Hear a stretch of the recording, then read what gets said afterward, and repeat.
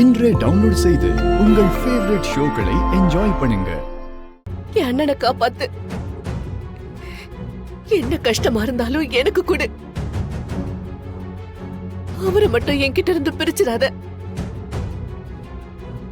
பிள்ளை பொண்டாட்டி சொந்த பந்தம்னு எந்த சந்தோஷத்தையுமே அவரு அனுபவிக்கல.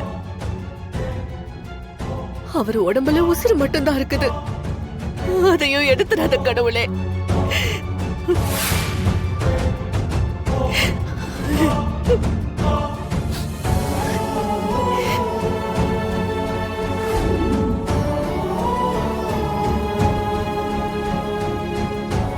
அம்மா, மாமா நல்லா இருக்காராம்.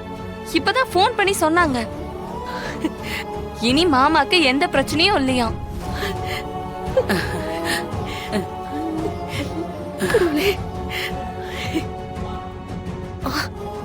அம்மா, அம்மா ஒண்ணும் உட்காருங்க. உட்காரு. அம்மா, நீ காலையில இருந்து பச்சை தண்ணி கூட குடிக்காம மாமாக்காக வேண்டிட்டு இருக்க. உன் வேண்டுதல் பழிச்சிருச்சுமா. இரு, நான் குடிக்க ஏதாவது எடுத்துட்டு வரேன். ஏங்க இப்படி பண்றீங்க? சீக்கிரம் எந்திரிச்சு வாங்க. எத்தனை வருஷம் இப்படியே இருக்க போறீங்க? முடியலங்க, முடியல. ஒரு ஆளா என்னால போராட முடியல. ஒரு பக்கம் சிபி, நான் எது சொன்னாலும் கேக்குறது இல்ல. உங்களை பக்கத்துல இருந்து பாக்குற தைரியம் கூட அவனுக்கு இல்ல. இன்னொரு பக்கம் நம்ம பொண்ணு வர்ஷினி, அவளுக்குன்னு ஒரு வாழ்க்கைய எப்படி அமைச்சு கொடுக்க போறேங்கிற எந்த தெளிவும் என்கிட்ட இல்ல. அதே மாதிரி நான் எந்த முடிவு எடுத்தாலும் இந்த வீட்ல எனக்கு மதிப்பு இல்ல. நீங்க இது எல்லாத்துக்கும் சாட்சி அமைதியா தானே இருக்கீங்க. சீக்கிரம் சரியாயி வாங்க ப்ளீஸ்ங்க.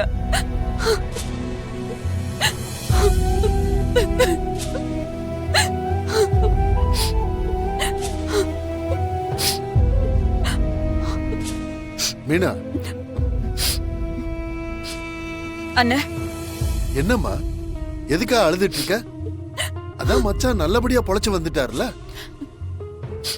இல்லண்ணே, எத்தனை வருஷம் இவர் இப்படியே இருப்பாரு? கொஞ்சமாச்சும் ஹெல்த் இம்ப்ரூவ்மெண்ட் வந்து நடக்க ஆரம்பிச்சு பேசுனா எவ்வளவு நல்லா இருக்கும்.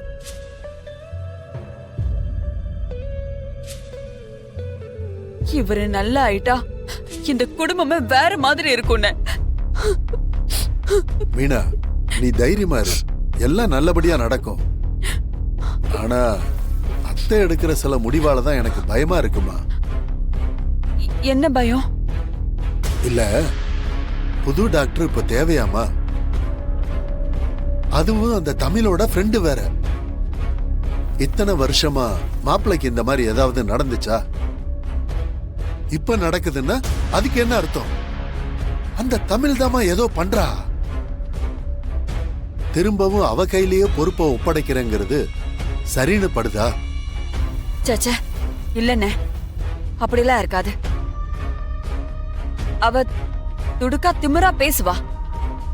ஆனா இவர் மேல அவளுக்கு தனி பாசம் இருக்குனே. என்ன மீனா நீ? அவ என்ன நம்ம குடும்பத்தை சேர்ந்தவளா?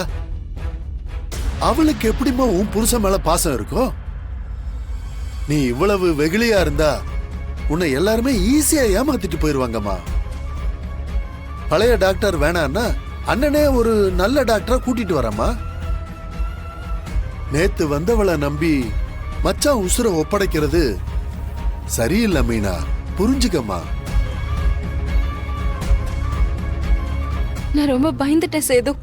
என் அப்பா இப்படி படுக்கையில இருக்கிறத பாக்குறதுக்கே எனக்கு ரொம்ப கஷ்டமா இருக்கும். அதனாலதான் அவரோட ரூமுக்கு கூட நான் அதிகமா போனதில்ல. ஆனா அப்பான்னு ஒருத்தர் இருக்காரு, என்னைக்காவது ஒரு நாள் சரியாயிடுவாருன்னு நம்பிக்கை இருந்துச்சு. ஆனா இன்னைக்கு கொஞ்ச நேரத்துல எல்லாரையும் பயமுறுத்திட்டாரு. இதெல்லாம் மாமா சீக்கிரமே சரியாகிறதுக்கான சிம்டம்ஸ். நீ வேணா பாரு, மாமா சீக்கிரமே குணமாகி எழுந்து வந்து உங்ககிட்ட பேசுவாரு. உனக்கு பிடிச்சதெல்லாம் வாங்கி தருவாரு. உனக்கு பிடிச்ச இடத்துக்குலாம் கூட்டிட்டு போவாரு. உனக்கு பிடிச்ச மாதிரி ஒரு நல்ல லைஃப் அமைச்சு கொடுப்பாரு பாரு. நிஜமாவா? ஆமா. நீ முன்னாடி கேட்டிருந்தா எனக்கு இவ்வளவு நம்பிக்கை இருந்திருக்குமான்னு தெரியல. ஆனா இப்ப எனக்கு நிறைய நம்பிக்கை வந்திருக்கு. மாமா கண்டிப்பா சரியாயிடுவாரு. ஏன்னா மாமாவை பார்க்கவே கூடாதுன்னு ஒதுங்கி இருந்த சிபியர் தான் வீட்லயே நம்ம கூட இருக்காரு. இப்போ நம்ம தமிழ் சிஸ்டர் மாமாவை ரொம்பவே கேரிங்கா பாத்துக்கிறாங்க. புதுசா டாக்டரை மாத்தி இருக்கோம். ட்ரீட்மெண்ட்டும் புதுசா ஆரம்பிக்க போறோம். இது எல்லாத்தையும் விட நீ உன் அப்பாக்காக இவ்வளவு ஃபீல் பண்றல வர்ஷினி. அவர் உனக்காக கண்டிப்பா குணமாகி வருவாரு பாரு. தேங்க்ஸ் சேது. நீ நீ பேசும்போது மனசுக்கு ரொம்ப நம்பிக்கையா இருக்கு. என்கிட்ட இதுக்கு தேங்க்ஸ் சொல்லணும். இது என் கடமை. நான் வேற யாரவா என்ன? இல்ல, அப்பாக்கு இப்படி ஆகவும் நான் ரொம்ப லோன்லியா ஃபீல் பண்ணேன். நீ இப்ப பேசுறது எனக்கு ரொம்ப தைரியமா இருக்கு.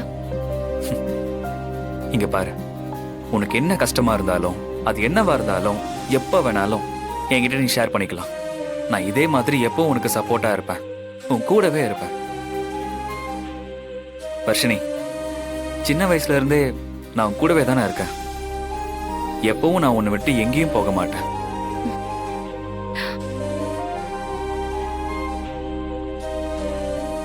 எப்பவும் நான் உன்னை சுத்தி சுத்தி தான் வரேன். உன்னோட சின்ன சின்ன சந்தோஷம் தான் என்னை சந்தோஷமா மாத்தும். நீ லேசா கண் கலங்கினாலும் அது என்னை பெருசா பாதிக்கும். நான் எப்பவுமே உன்னை பத்திரமா பாத்துக்கணும் வர்ஷினி. என் மனசுல இருக்கிற அன்பை நீ புரிஞ்சுக்கிட்டாலே போதும்.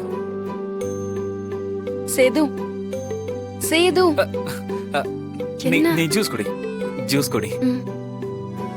அன்னைக்கு நான் பண்ண தப்பால தானே அண்ணனுக்கு இந்த மாதிரி நிலைமை. அம்மு, என்ன பேசுற நீ? விதி அவருக்கு இப்படி நடக்கணும்னு இருந்திருக்கு. இதுல உங்களோட தப்பு எதுவுமே இல்ல அம்மு. உங்க எல்லாருடைய வேண்டுதலும் நம்பிக்கையும் தான் நம்ம பிரகாஷ காப்பாத்திருக்கு. முத்து, என்னை எப்படியாவது எங்க அண்ணனை பார்க்க வைக்கிறியா? இவ்வளவு பக்கத்துல இருந்தோம் அண்ணனை ஒரு நாள் கூட என்னால பார்க்க முடியல. அவர்கிட்ட 4 வார்த்தை கூட பேச முடியல. கஷ்டமா இருக்கு முத்து.